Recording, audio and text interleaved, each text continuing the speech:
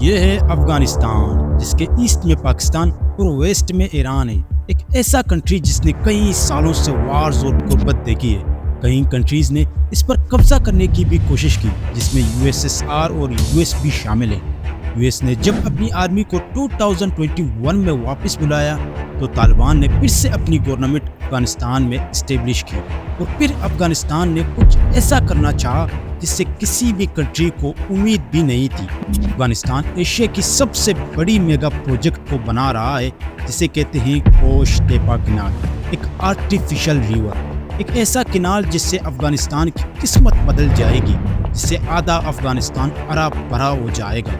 اس canal سے شاید Afghanistan Asia کی نمبر 1 گیہوں ایکسپورٹر بھی بن جائے، لیکن 50 سال سے جنگ اور غریبی میں رہنے والا افغانستان اس بڑے میگا پروجیکٹ کو کیسے بنا رہا ہے؟ کیا ہے اس کینال کی اصل وجہ؟ کیا افغانستان ایشیا کی سب سے بڑی آرٹیفیشل ریور کو بنا پائے گا؟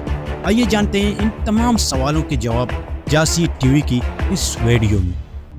اس پروجیکٹ کو بنانے کے لیے افغانستان نے کسی بھی فوراً مدد کے مشورے کے بغیر اس پروجیکٹ کو شروع کیا ہے۔ یہ پروجیکٹ ایک آرٹیفیشل ریور ہے جو دنیا کی سب سے لمبی اور بڑی اریگیشن کینال میں سے ایک بنے گی۔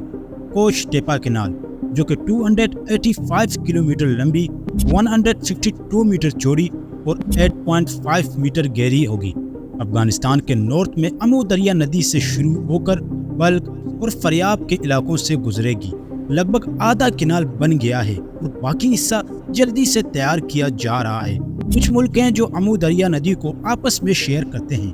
ان کا کہنا ہے کہ یہ کینال ان کے پانی کے حصے کو کم یا پھر ختم کر سکتا ہے۔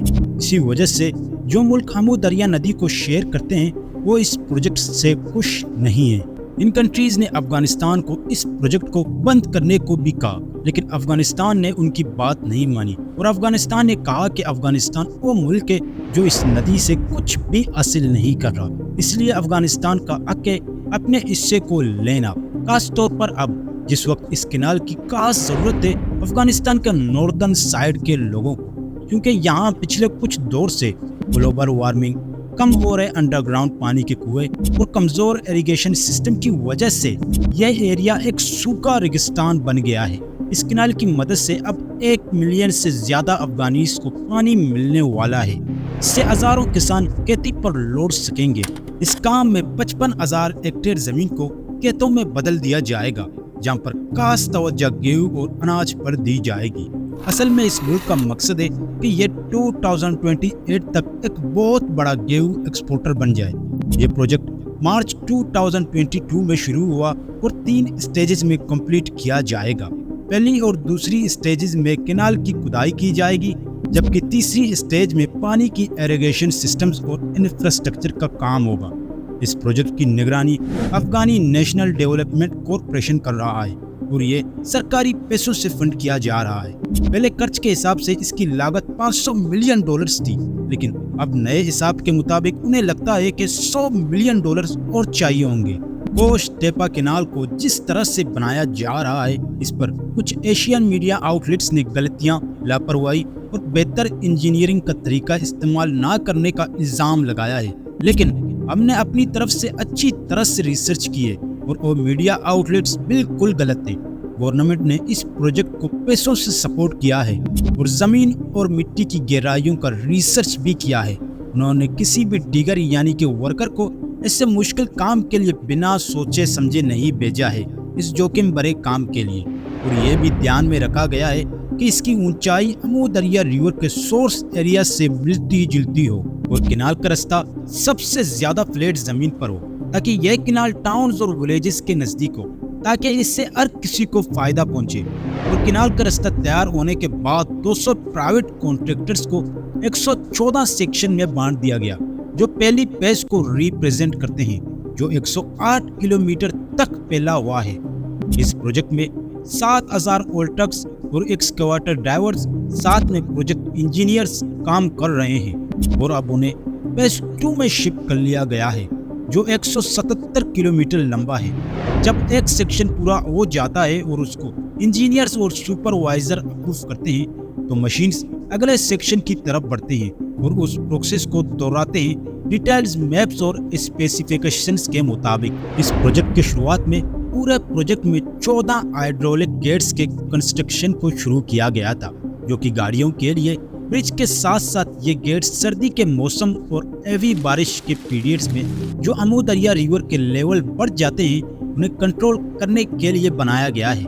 इस कैनाल के फ्लोर और साइड्स पर कंक्रीट स्लैब्स नहीं लगे हैं, जिससे कि किसी के हिसाब से तो अच्छा है और किसी के हिसाब से बुरा, लेकिन रिसर्च के नजरिए से और अमू दरिया के पानी के लेवल्स के मुताबिक ज्यादा नेचुरल इरिगेशन हो सकती है और अमू दरिया के पानी के लेवल को मेंटेन भी रखा जा सकता है और इस तरह के डिजाइन के चलते पानी को ज्यादा आसानी से जमीन तक पहुंचाया जा सकता है और कैनाल के किनारे से 1 किलोमीटर दूर तक ग्राउंड वाटर रिसोर्सेज लेवल भी बढ़ सकते हैं, जो कि पानी की कमी के मौसम में नेचुरल वाटर सोर्सेज के रूप में काम कर सकते हैं। इस डिजाइन का फायदा ये है कि इसके लिए एक्स्ट्रा कॉस्ट भी बचता है, जो अफगानिस्तान अफोर्ड नहीं कर सकता।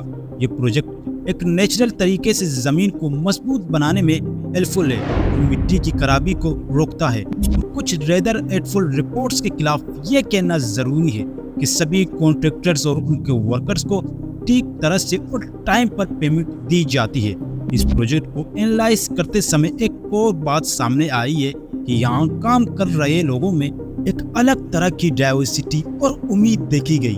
इस प्रोजेक्ट के लिए अफगानिस्तान ने किसी भी फॉरेन मदद और बाहर से इंजीनियरिंग एडवाइस के बिना इस प्रोजेक्ट की शुरुआत की है। ये पूरा प्रोजेक्ट 2028 तक कंप्लीट होने वाला था, लेकिन इसके काम करने की तेजी को देखते हुए ये लगता है कि ये कैनाल 2025 तक पूरा हो जाएगा।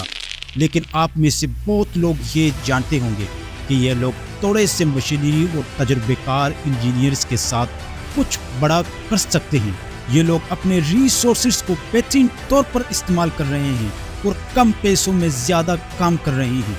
ये लोग अपने मुल्क के लिए इस प्रोजेक्ट को ज़रूरी समझते हैं। इतने वार और गुर्बत के बाद अब वो वक्त आ गया है कि अफगानिस्तान एक स्टेबल कंट्री बन जाए और हमारी भी यही दुआ है कि ये कंट्री जल्दी एक स्टेबल कंट्री बन जाए। क्या आप सोचते हैं कि तालिबान के राज में अफगानिस्तान इस मेगा प्रोजेक्ट को पूरा कर सकेगा और नए प्रोजेक्ट शुरू कर पाएगा? हमें कमेंट्स में ज़रूर बताइएगा। वीडियो को लाइक, चैनल को सब्सक्राइब करना मत भूलिए। मिलते हैं एक अगले शानदार वीडियो में।